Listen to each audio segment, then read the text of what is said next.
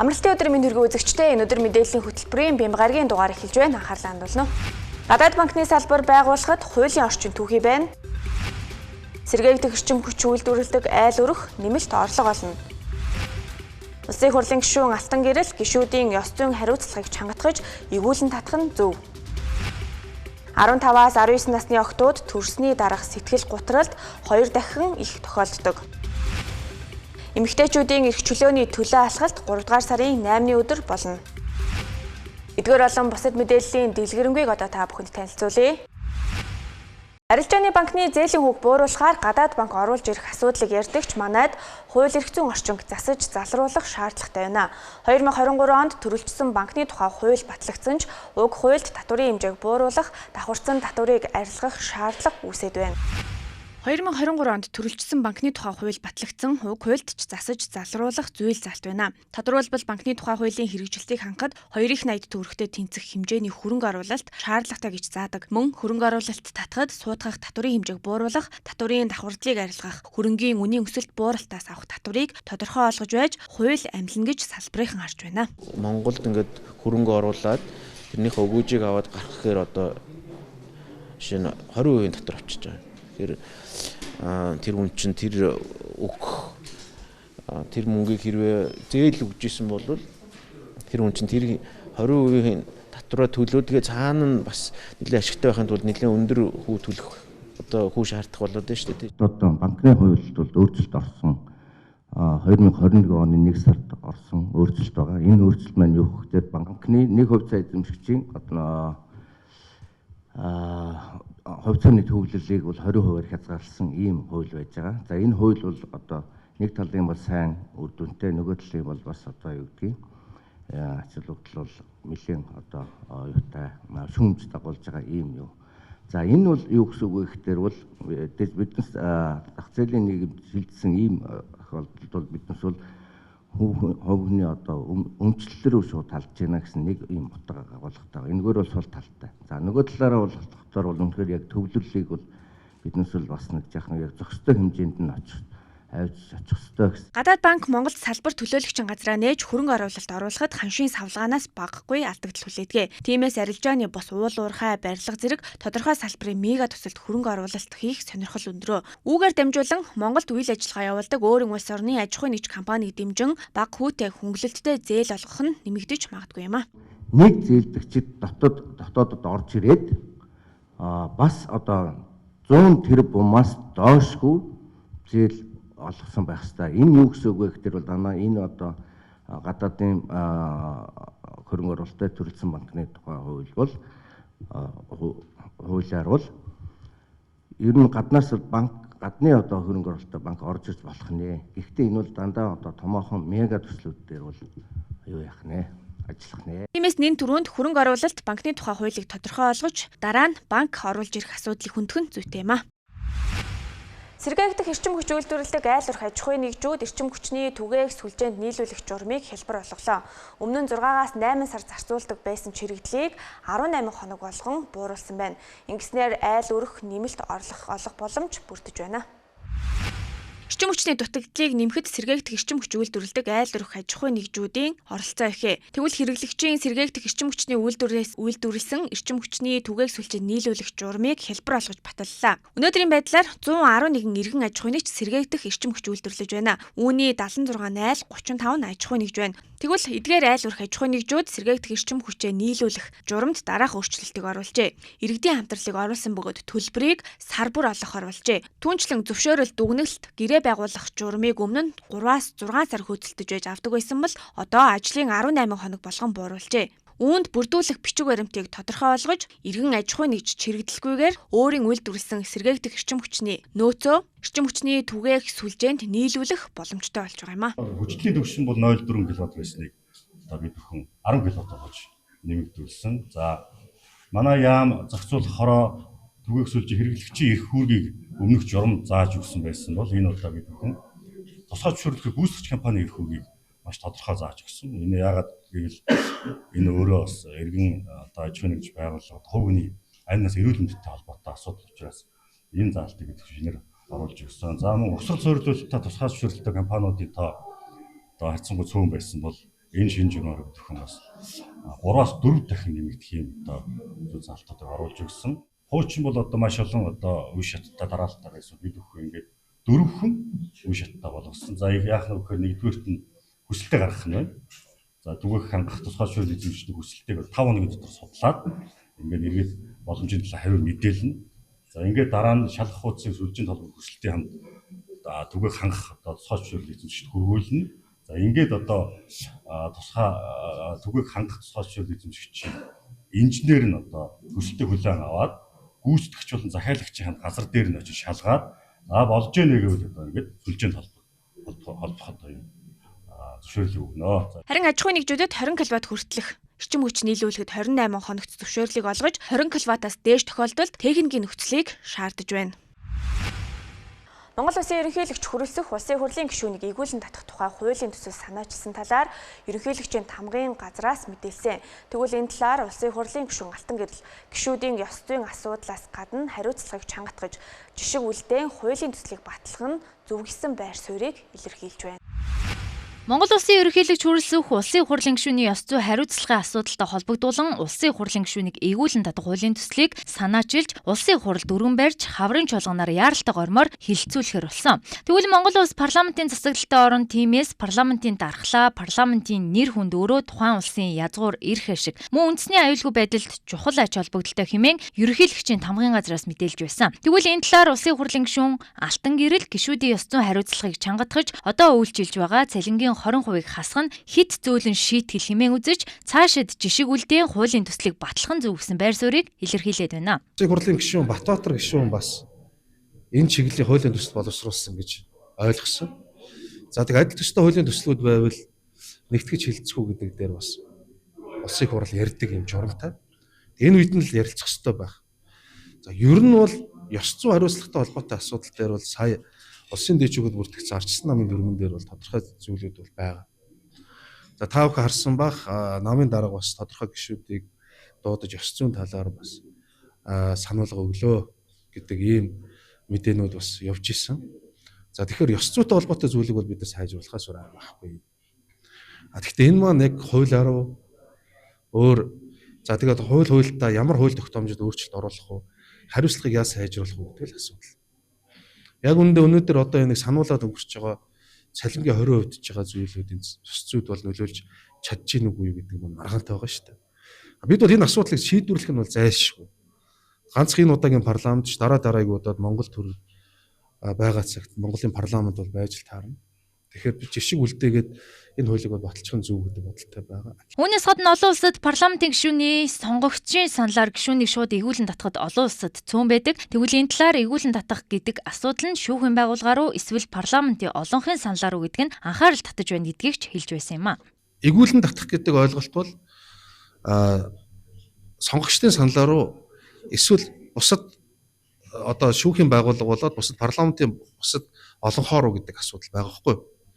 Аль асуудлыг наривчлан зохицуулах шаардлагатай байдаг.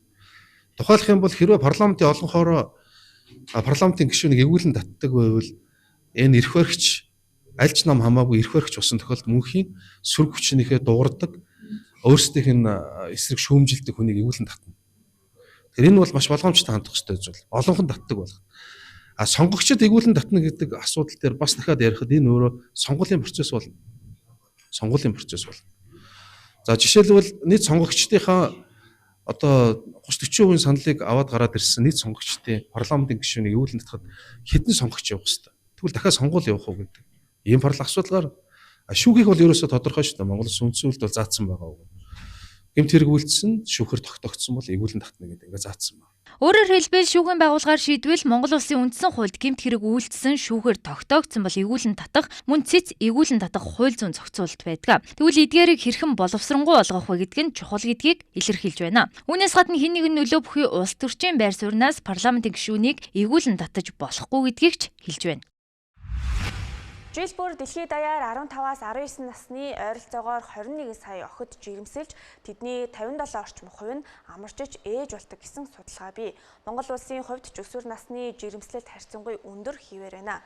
Мэргэжилтнүүдийн хэлж байгаагаар өсвөр насны эхчүүдэд халдварт өвчин жирэмсний хүндрэл болон сэтгэл зүйн эрсдэл илүү өндөр байдаг байна. Өсвөр насны хүний бие махбод сэтгэл зүйн хөгжил хамгийн эрчимтэй явагддаг үе. Энэ үед бэлгийн божилт явагдаж хүүхэд наснаас насанд хүрэгчдийн үе рүү шилждэг. Бие махбодын өсөлт хурдтай явагдаж байдаг тул жирэмслэлтэн зүрх, уушиг, тархи зэрэг эрхтний үйл ажиллагаанд илүү ачаалал өгч эрүүл мэндийн эрсдлийг нэмэгдүүлэх магадaltaй гэж мэрэгжилтнүүд тайлбарлаж байна. Мөн судалгаагаар 15-аас 19 насны охидод төрсний дараах сэтгэл готрол 25-аас дээш насны эмэгтэйчүүдтэй харьцуулахад 2 дахин их тохиолддог болохыг тогтоожээ. Жирэмслэлт гэдэг нь хүний бие махбод сэтгэл зүйд ихээхэн өөрчлөлт авчирдаг тул аль ч наснд эрүүл мэнд сэтгэл зүйн тодорхой бэлтгэл шаарддаг гэдгийг салбарынхан мөн онцолж байгаамаа. Монгол улсын нөхөн үржихүн эрүүл мэндийн бодлогын хүрээнд 20-35 наснд 2-3 жилийн зайтаагаар хүүхэд төрүүлэх нь хамгийн тохиромжтой гэж үздэг байна. Харуулж чадахгүй байгаад байна. Тэрэндээ харуулж чадахгүй байлаа гэж ойлгож болохгүйгээр ер нь бол одоо нэг дараагийн шатлал тийм мөн анхан шатныхаа эмнэлэг дээр мөн дүүргийнхаа эрүүл мэндийн төв дээр бол зайлшгүй одоо яг энэ эрт илрүүлэг онцлогоондоо бол хамрагдах хэвээр. За дараагийн бидний бас нэг урьдчилан цэцэрлэг дархлаажуулалт байгаа. За энэ дархлаажуулалт нь бол одоо нэг засгийн газрын 272 дугаар тогтоолох. Энэ тогтоол дээр бол одоо манай Монгол улсад одоо хүний өхөнцөр вирусээр хэсэр дархлаажуулалт болох Gardasil буюу 4 цэнт вакциныг бол Монгол улсад хийж байгаа. За энэ бол яг 9-өөс 13 наснд бол хийхэд тохиромжтой бэлгийн харьцаанд орохоос өмнө за манай Монгол улсын хувьд бол яг 11 наснд эрэгтэй эмэгтэй аль алинд нь бол хийгдэж байгаа. За вакцинтай холбоотойгоор эцэг эхчүүд бас нэг сөрөг бодолтой гаддаг тий вакцин сүүлийн үед одоо энэ ковидын вакцинаас өсөөлөл. Тэгэхээр энэ дээр энэ бол Gardasil одоо 4 цэнт вакцин маань бол олон улсад бол хүлээн зөвшөөрөгдсөн тий. Тэгээ бусад улс оронд одоо дэлхийн 150 гаруй улс оронд бол энэ дархлаажуулалтыг бол хийгдэж байгаа. Тийм болохоор ямар нэгэн аюулгүй мэрэгжилтнүүдийн хэлснээр өсвөр насны олон охид жирэмсний эхний шинж тэмдгийг таньж мэддэггүй эсвэл эцэг эхээсээ айж нуух тохиолдол байдаг. Үүний улмаас шаардлагатай эмнэлгийн тусламж үйлчилгээг цаг алдалгүй авч чадалгүй хүндрэл үүсэх эрсдэл нэмэгддэг байна. Иймээс өсвөр үеийнхэнд эрт жирэмслэлтэй сэргийлэх мэдлэг мэдээлэл олгох мөн жирэмсний шинж тэмдэг илэрсэн тохиолдолд эмнэлгийн байгууллагад яаралтай хандах шаардлагатайг мэрэгжлийн эмч нар зөвлөж байна. Гадаад харилцааны сайд Б. Бат цэцэг санаачлан үүрэг болгосны дагуу элчин сайд нар бүсчилсэн хөгжлийн баримтлалд заасан 7 бүсд ижиллээ. Энэ хүрээнд Австри улсад суух элчин сайд Д. Мөнхтөр, Вьетнам улсад суух элчин сайд Г. Хулан, Киргиз улсад суух элчин сайд Д. Тэгш жаргал нарын бүрэлдэхүүнтэй эхний баг Уур хангаа Баян хонгор Архангай аймагт 2026 оны 3 дугаар сарын 2-наас 6-ны өдөрт ажиллаваа.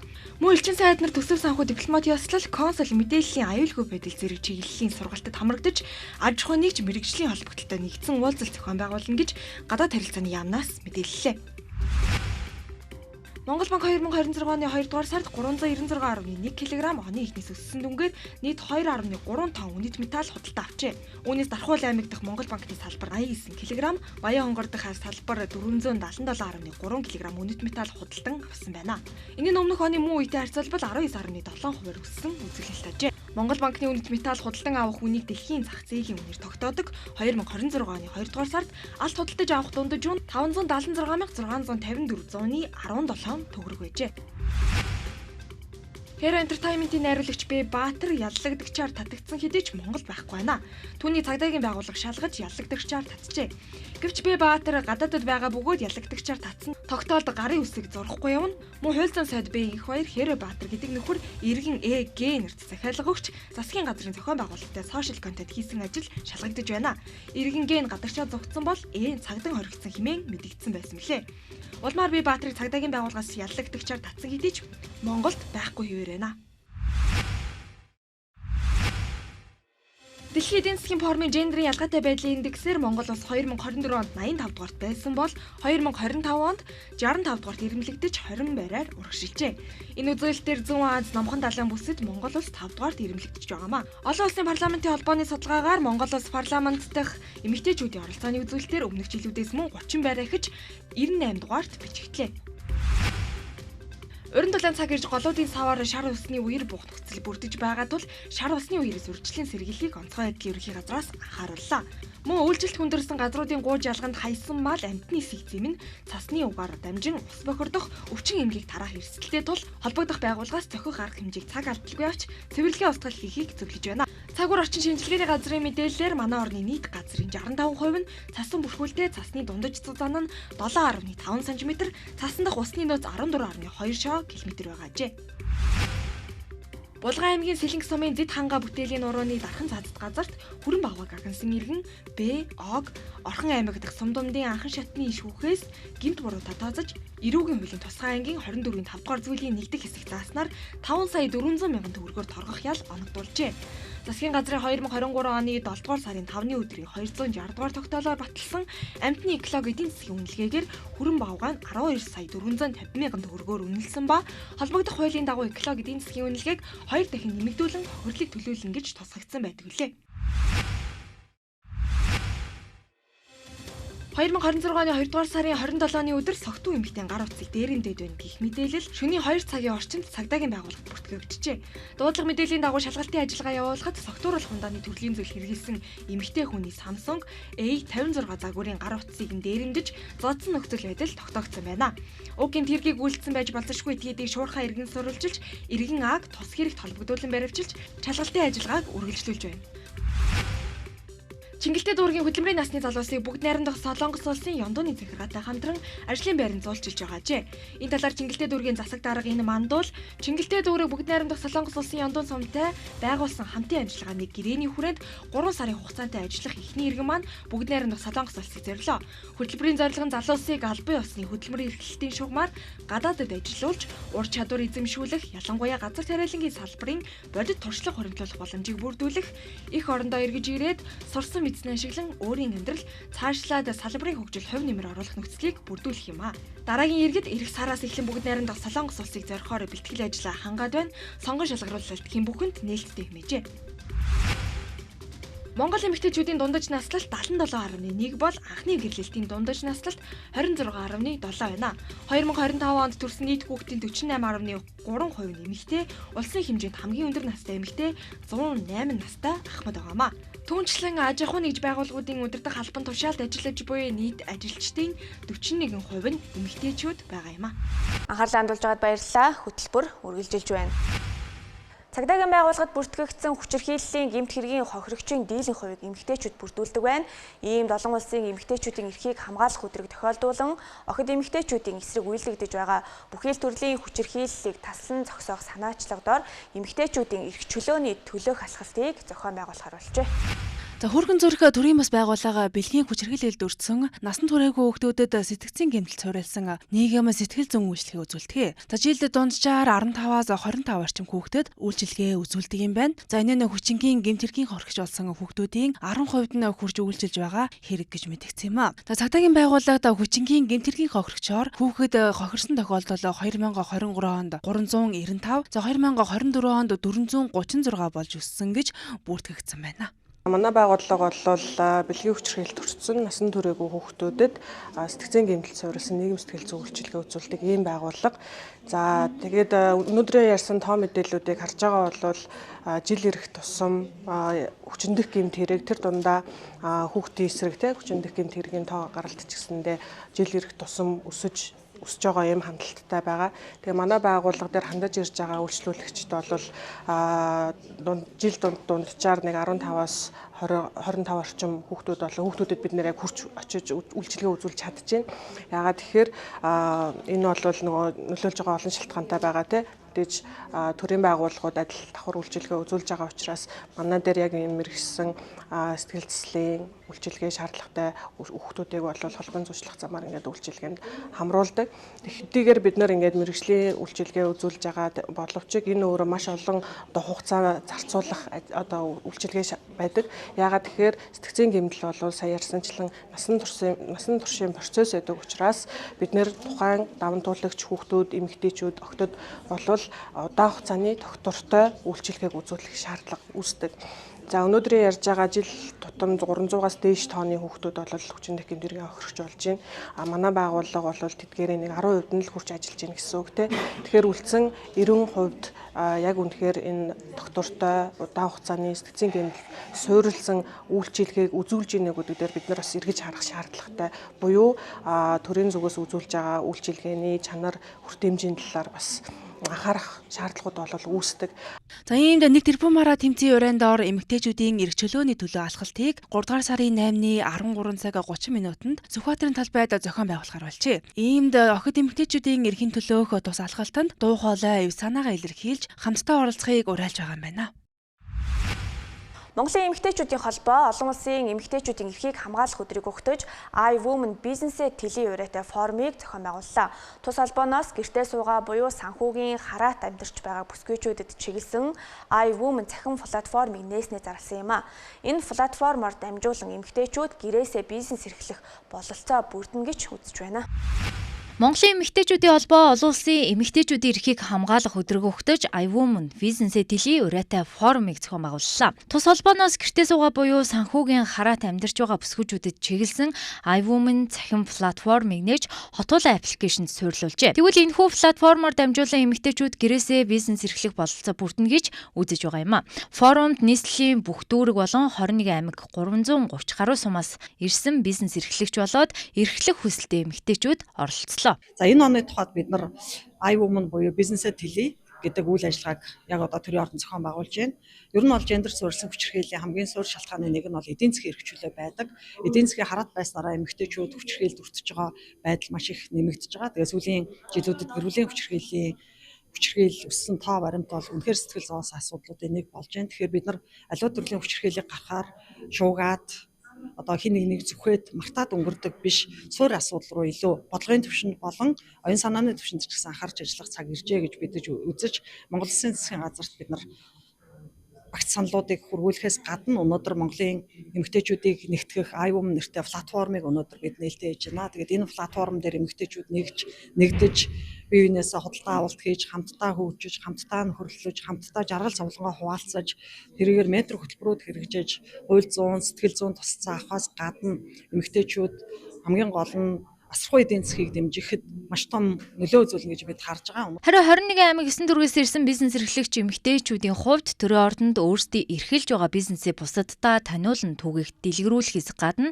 бие биенээ дэмжих нэгдсэн платформтой болж байгаадаа сэтгэл хангалуун байгаагаа инхүү илэрхийллээ. Монголын эмэгтэйчүүдийн холбооноос зохион байгуулж байгаа энэхүү арга хэмжээ маань нийт 21 аймгийн бүх бизнес эрхлэгч бүсгүйчүүд оролцож байгаагаар маш онцлогтой. Тэгээ энэ арга хэмжээнээс би бүх бизнес эрхлэгч нар эмэгтэйчүүд бие хоорондоо хамтрал үүсгэж нэг нэгэндээ коуч өгж бизнесээ солилцох маш том боломж гүүрэн болж өгж байгаад маш их баяртай байна. Өнөөдрийн чуулган уулзсан нэрлэхэд Дорн Гоёмын сайн шансамаас Говийн Эрдэнэ гэсэн брендийн шоколадаар оролцож байна. Говийн Эрдэнэ брендийн шоколад маань болохоор говийнхаа өнгө эсийг нутгийн бүс ургамал байгалыг харуулах дотроо нөгөө зохицох шанцтайгаар гаргаж байгаа. Говийн Эрдэнэ шоколад нь анх бол 5 сараас нээлттэй хийгээд шоколад хэлбэрээр нэг 5,000 гаруй борлуулагдсан. Өнөөдрийн арга хэмжээгээр болохоор Говийн Эрдэнэ шоколадыг набар хэлбэрт оруулаад 4 төрлийн амттайгаар энэ үйл ажиллагаанд оролцож байгаа. Бизнесийн ер нь бол айгүй гоё бид нар таатай энэ жилдээ бол 2026 онд бизнес эрхлэгчдэд айгүй таатай жил болж байгаа. Тэрс ма жижиг бизнес эрхлэгчдийг илүү нөгөө томруулах журмаар шаш чадсандаа бол айгүй таатай явж байгаа гэсэн. Өрхийн эмэгтэйчүүдийн хувьд л одоо өрхийн бизнес эрхлэхэд мэдээж мөнгө санхүүгийн асуудал тулгамдж байгаа. Тэгээд өрхөөсөө гараад нэг жижиг дунд үйлдвэрлэл болоо явахад одоо үйлдвэрийн байр тэгэл мэдээж яг л санхүү хэцүү байдаг. Тэгээд Монголын эмэгтэйчүүдийн холбооноос энэ зохион байгуулж байгаа энэ санхүүжтэй эмэгтэйчүүдэд дэмжиж гээд бас энэ санхүүгийн платформтой хатуулаа дээр энэ бас iWomen нээж аваад бас өгчээ хуваалцъя өгчцгөөе гэсэн энэ дээр бас их таатай баяртай байгаа. Эмэгтэйчүүдийн хувьд хүүхэд асарч хүмүүжүүлэх эсвэл хөгжлийн бэрхшээлтэй эрт тэтгэврт гарсан зэрэг шалтгаанаар гэртээ суухан төгөөмөл байдаг нь тэднийг санхүүгийн хараат байдалд оруулдаг нийтлэг шалтгаан бий гэж үзэж байгаа юм а. Тэгвэл цаашид iWomen платформ тэднийг санхүүгийн хараат байдлаас гарцуулна гэж форумыг санаачлан зохион байгуулагчид онцолж байлаа. Анхаарлаа хандуулсан та бүхэнд баярлалаа. Энэ өдөр мэдээллийн хөтөлбөрийн Бямб гарагийн дугаарыг та бүхэнд хүргэлээ.